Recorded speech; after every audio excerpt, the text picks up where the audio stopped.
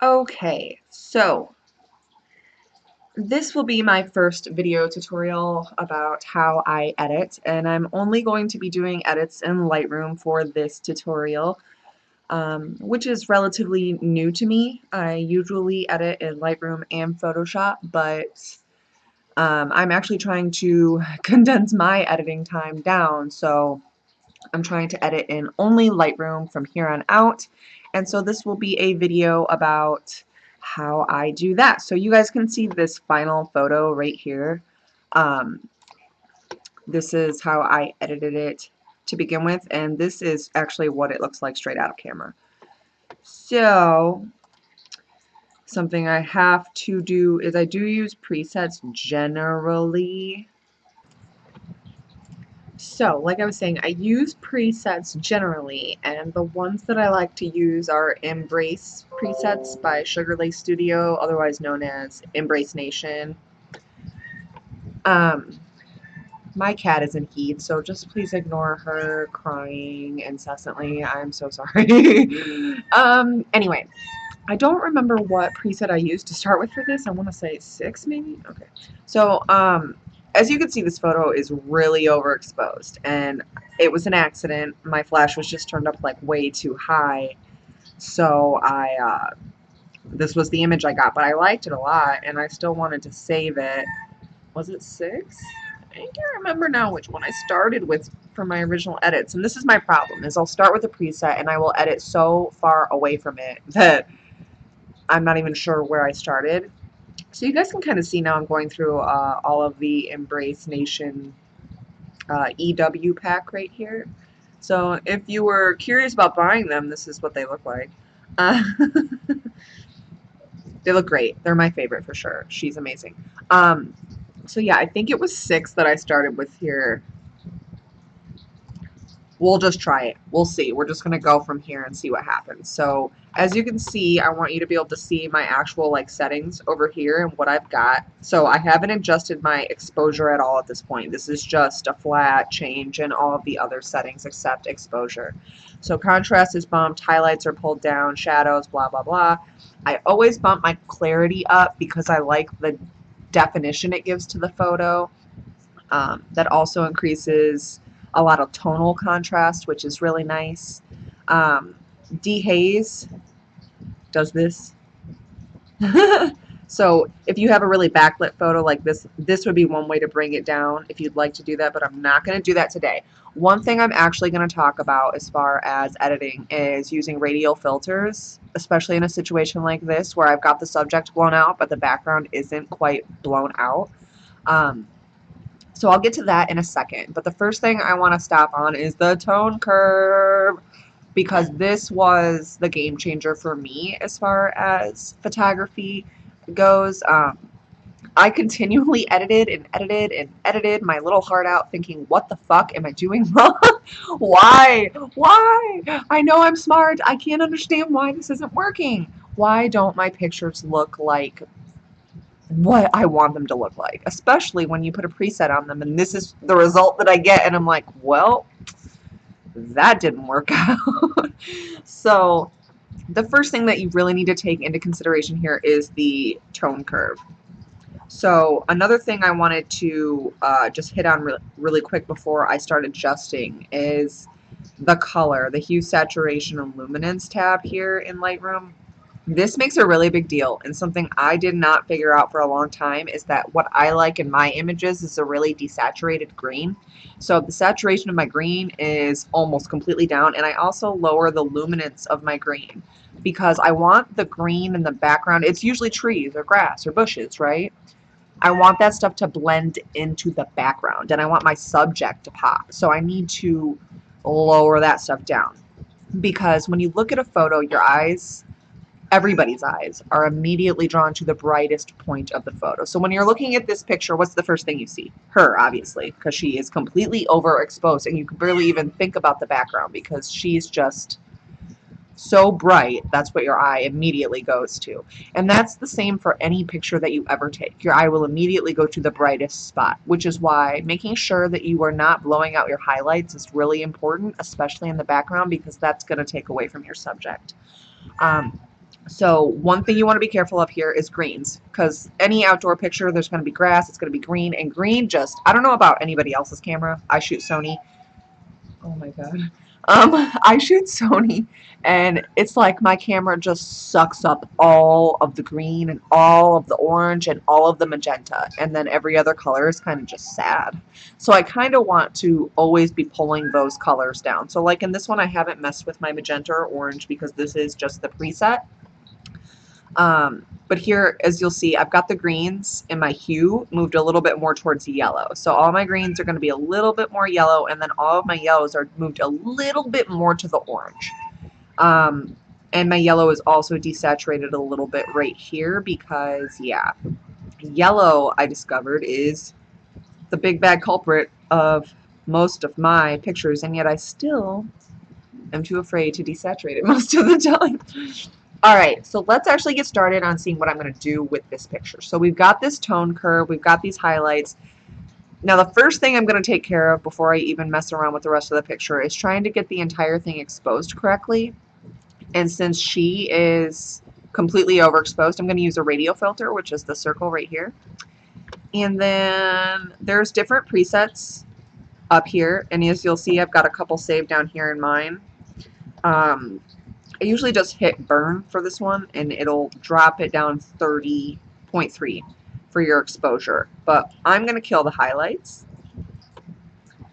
on the circle I haven't made yet. So yeah, let's actually do that. I'm like, nothing's happening. Can you guys tell I use this program like every fucking day?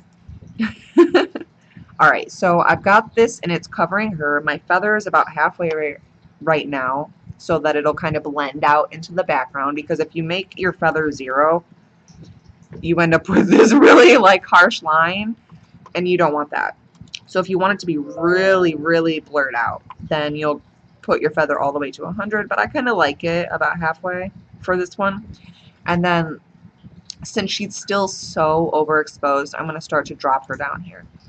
She's looking super orange. So I'm going to go ahead and pull a little bit of the saturation out. I'm going to pop that clarity just a little bit here. Shadows look fine. The exposure looks good right now. Actually, it could come down just a little bit more. So I am going to pull some of the whites down, I think. And you guys will find that like watching me edit is really just me tweaking the whole time, just looking for what looks best. And then this looks pretty good here, but I'm not really digging what's happening with the green in the background, so I kind of want to bring a little bit of it back. She's looking a little like bright compared to the background, which looks really washed out, and I don't want that. So excuse me, sorry about that. So what I'm going to do now is actually create a little bit of a sunspot up here. So I'm just going to create another radial filter, which is just a circle. I'm going to pop this feather all the way up because I really want it to be feathered. And then I have made my own preset here called Sunburst. And as you can see, I've added a color orange here. My saturation is all the way up. Clarity is at 0. Dehaze is bumped back by -13, and that kind of gives it that like hazy feeling. And then I've got my shadows and blacks lifted all the way, and my exposure, of course, is bumped. But then I've also got my temperature here for my white balance pushed all the way for yellow and halfway for magenta, and that really gives it this nice warm glow. And so as you can see there, if I turn this off, this is going to turn off both of the radial filters, and you can see what it looked like before. So already we're doing so much better than where we started from. It already looks so much just better. I am going to adjust this one on her a little bit here. I'm going to go ahead and pull up some of the shadows, and I'm going to go ahead and pull blue a little bit on the temperature here because she is so orange, and that's because I used a flash on her right here, and I did have it gelled CTO, and because the flash was so overexposed, it really popped the color into her, and I kind of wanted to dial that down so she doesn't look so orange. So I did pull my color temperature to blue there. And as far as this goes, the one thing I hate is that I can see on her shirt it's really dark, I guess you want to say. You can see where the exposure is darkened on her t-shirt because her t-shirt is white. So I'm going to go back to my radial circle here, and I'm going to go to nothing. Actually, I'm going to hit H on the keyboard for the shortcut to pull up all of my, what do you want to call them? Radial filters, I guess. Whether it's a radial filter, a brush, anything, the graduated filter up here, if you hit the letter H on your keyboard, it'll pop up these little circles. And as you can see, one right here, and this is the circle that I've got over her that's bringing her down. This is the circle up here that's created the sun. All right, so I'm going to click back on the one on her, and then I'm just going to pull these highlights back a little bit. And I'm going to click on brush right here. And then I can come down here to erase. And what that does is it allows me to erase out of the circle graduated filter that I've added on. So I'm going to erase just a little bit here on her top to get rid of that really dark color. Oh, and that's too much because now my eye, it looks really blown out compared to her face, and I don't want that. The goal is to make sure that the focal point lands. The goal is to make sure that your eyes land where I want them to land, which is on her face. Not on her white t-shirt, not on the sun behind her, but on her. So I did erase that just a teeny tiny bit. And if you hit the letter O on your keyboard, it will pop up your mask. And so I can see there in the red that everything that is covered in the red is what my graduated filter here is covering. And so if I came up here and I clicked on this one, it's going to pop over and show me the red wherever this one is coloring. So that's kind of cool. So you can see that to use for erasing, etc., etc. Now let's see, what else do I want to do to this one? I know I want to add a vignette. I know I need to play with my actual exposure a little bit here because it's still a little more overexposed than I would like. But I don't want to pull her down so far that she looks out of place against the background, if that makes sense. I want them to be on an even tone, I guess, of exposure, if that makes sense. I don't know what I'm talking about. All right, so I'm just pulling the exposure down here a little bit. And then I'm actually really liking kind of where this is at right now, but I'm going to come down here. I'm going to remove the chromatic aberration because I try and do that every time. And then right here is your vignetting, and it's down a little bit, but I kind of wanted to make it a little bit more, but I also want it to be feathered out. So it gives a little bit more of the impression of kind of like this alley of trees. You know what I mean? A little grove of trees. Excuse me. So another thing I want to do is create some depth and interest, I guess, in the background. So I have this brush that I have saved called Highlight and Define Circle. And basically the clarity's up, the sharpness is up, and that's it. And so I'll just take this along the path right here. Oops, I forgot I have my mask on, and I'll just hit O so that it's not white anymore. And then you can kind of see here, it's not doing a lot. It's just kind of brightening up those spaces that are already bright. So I'm going to come up here and lift the shadows just a little bit, pop the contrast, pop the whites. And that gives just a little bit more of kind of like the path behind her. It creates some leading lines back there, which is really nice. And I think overall the picture just looks really good this way. But another thing I like to do on all of my images is when it comes to eyes and face retouching. And so honestly, her skin is perfect, pretty much. So there's not much I really need to do to her skin, but I am going to show you guys what I do anyway. So what I'm going to do here is shrink my brush way down. I'm going to come over here to Me Light and Softly, which is a brush that I've created that lightens really softly. So as you can see here, I've lifted the whites, the shadows, and the exposure just a little bit for this brush. And so I just like to draw right inside the ring of the eye. And this will create a really awesome little lift to the eyes. I mean, her eyes are already really bright in this picture. So honestly, this isn't the best example really to show how the eyes can pop out. But I did pull them towards the green a little bit because her eyes are more green. and the picture's very warm toned, and I wanted to pull some more of that green back in. So I just lighten a little bit there. And then something else I noticed is that in this case, her eyebrows are really light, but I can see here she's got makeup on there, obviously. So she was filling her brows in. And so that's something that I want to accentuate or, you know, make look really nice. So I'm just going to come here to, oops, wrong one, Burn, which is just a -30 exposure brush. And I'm just going to draw this over her actual eyebrow.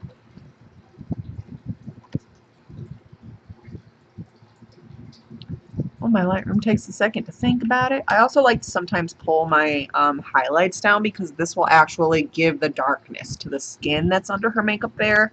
Otherwise, it's just kind of like darkening her actual eyebrow hairs, and her eyebrow hairs are there. I want to make her makeup that's there show up a little bit more. So that's the point in that. And then another brush. This one actually just comes with Lightroom, and I didn't even know about it for the first like year of my life, but it's called the Soften Skin Brush, and I'm going to make it a lot bigger here, and you guys are going to see it really, it's awesome, but at the same time, it will darken her skin.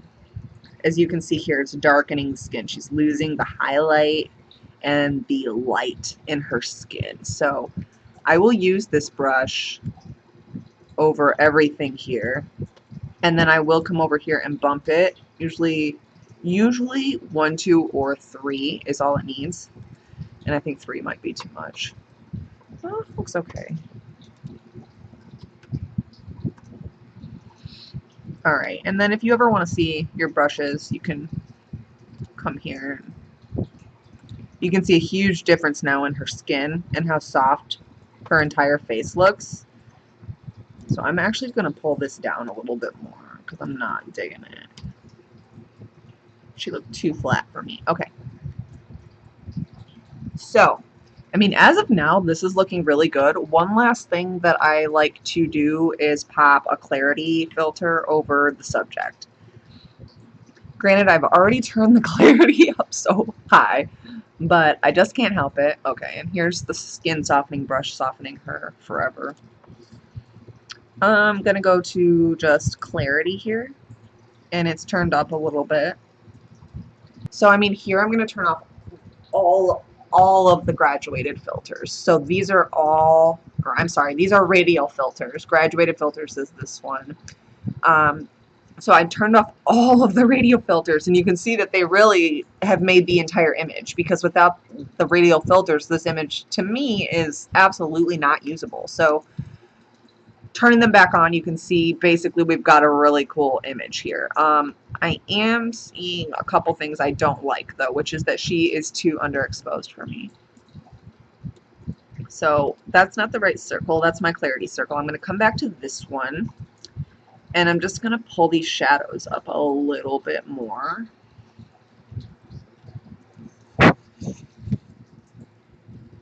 There we go. Almost all the way up. And then I want to make sure I pull my highlights all the way down because she was so overexposed. I really need to bring back all the white that I can. But then I also like to bump my whites themselves because that overall gives way more of a pop. Honestly, this looks pretty good, guys. So I'm going to go to fit up here so I can see the whole image. I'm going to hit / key right under the backspace key on my keyboard, and that will take me back to my original image without any edits whatsoever. And then you can kind of flip between them here, and you can see the before and the after.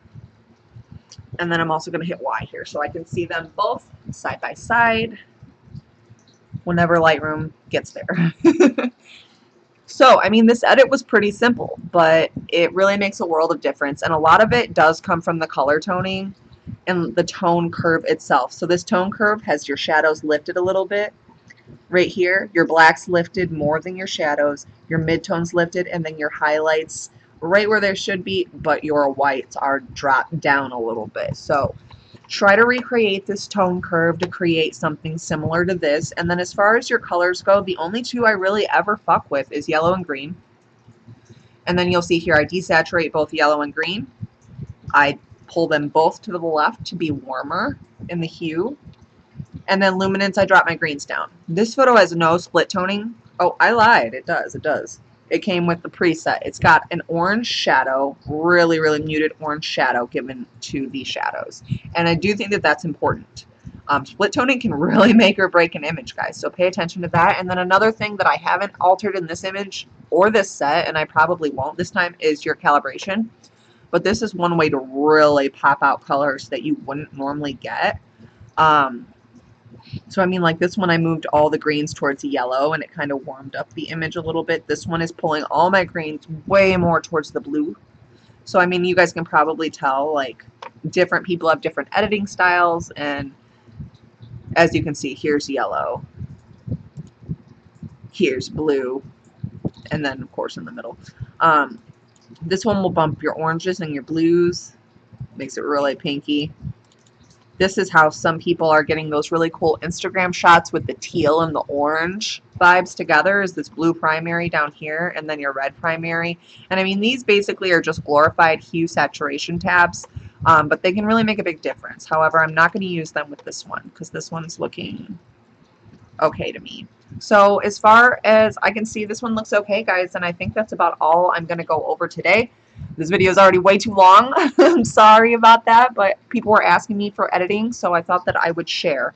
I hope to make another video soon about my editing process in Photoshop, which is very different and much more in-depth as far as skin retouching and things like that go. But this is a basic Lightroom edit for me, guys, and I hope that you enjoyed this. If you have any questions, just feel free to leave a comment or send me a DM, you know, whatever. I'm open to helping, and I hope that this was helpful in some way, shape, or form. So thanks for watching. You guys have a great one. Bye. Oh, P.S. Make sure that you like my Facebook page, Lynn Farrey Artistic Storytelling, and follow me on Instagram at FairyPhoto, and I will put all that stuff somewhere you can find it. Thanks. Bye.